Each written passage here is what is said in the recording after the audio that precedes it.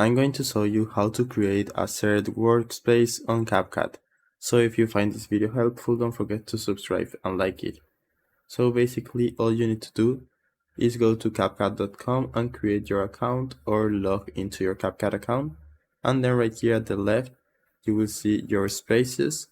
So basically you can create a new workspace and name it however you want. In my case, I'm just gonna put a test name.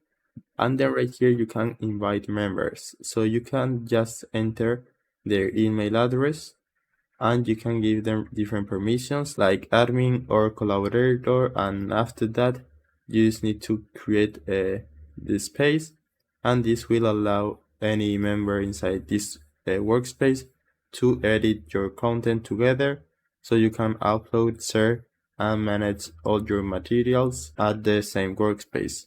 So now once we have it right here, we can see we have some free storage and we can invite more members if we want to. So right here, just upload the media you want to share with your members and you can create the video and share your projects with everyone. Then you can go to the settings to see the member list and their permissions, or also manage the permission settings.